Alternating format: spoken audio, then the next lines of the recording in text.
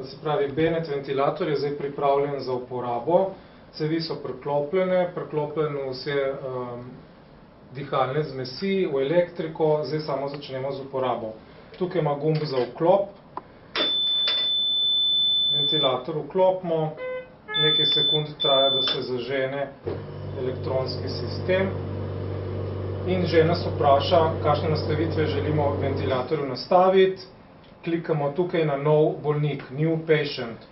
To je touchscreen, tako da ko se dotaknemo te tipke, gremo takoj naprej na meni.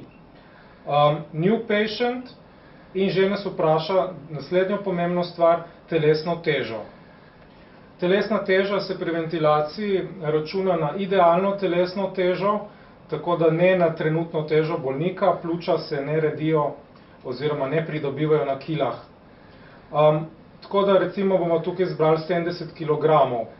S prstom se dotaknemo številke, takoj ko se dotaknemo in imamo odprt meni za kilograme, se obarva v oranžno peščeno barvo.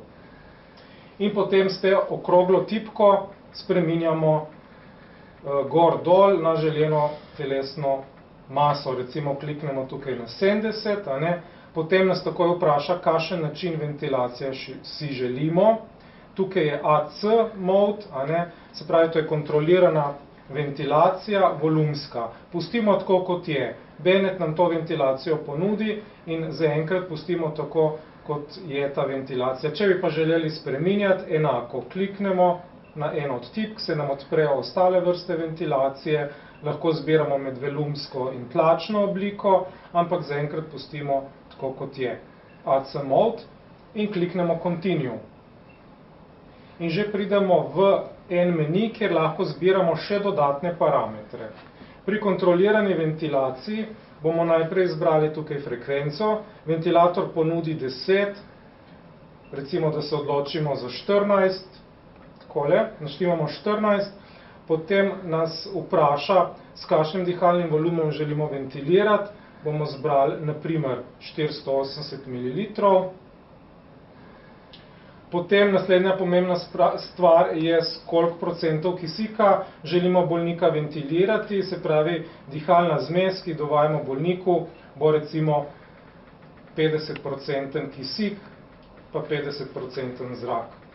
Enostavno vrtimo tipko in ko pridemo do 50, se ustavimo.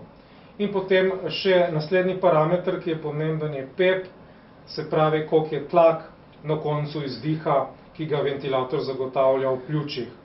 Recimo, da ga naštimamo na 8. Takole. Zadnja stvar, preden gremo naprej pri ventilatorju, torej ko smo naštimali frekvenco, dihalni volumen, procent kisika in PEP, pogledamo na razmerje med vdihom in izdihom. To razmerje mora biti optimalno. Zdaj, če mi spremenimo te parametre, ventilator avtomatično spreminja razmerje. Tako da moramo biti pozorni, ta zadnja stvar je tukaj od spodaj. Razmerje med vdihom in izdihom spreminjamo z časom platoja oziroma časom inspirja. Recimo se odločimo za razmerje 1:2,4, se pravi 1 sekunda za vdih, 2,15 sekunde za izdih. To je vse, kar rabimo in potem čisto na koncu, ko smo zadovoljni s temi nastavitvami, kliknemo tipko na ventilatorju Accept, se pravi, potrdimo vse skupaj in ventilator čaka, da preklopimo bolnika na cevi. Gor utripa, rezali. Se pravi, ventilator se ne zažene, predno bolnika ne preklopimo na cevi. Še enkrat nas opozori, katere parametre imamo nastavljene, kasneje med ventilacijo jih lahko tudi spreminjamo. Potem, čist na koncu, mogoče pomembna stvar še alarmi, kliknemo na tipko alarmi in tukaj nas opozori, kakšne vrednosti spodnjih in zgornjih mej imamo vnaprej določene. Te alarme lahko poljubno spreminjamo. Torej, če želimo, recimo, da bolnik ne diha, oziroma ne diha čez neko določeno frekvenco, to naredimo. Potem imamo tlačne alarme, recimo ventilator ne bo dal, recimo v tem primeru, več kot 30 ne bo pustil bolnika ventilirati z več kot 30 tlaki v dihalnih poteh. Tako da to poljubno spreminjamo. Ko nekaj piska na ventilatorju v alarmi, gremo pač enostavno v sistem alarmov in pogledamo, kaj točno je narobe. In potem tudi to javimo osebi oziroma nekomu nadzornemu, ki je zadolžen specifično z ventilacijo.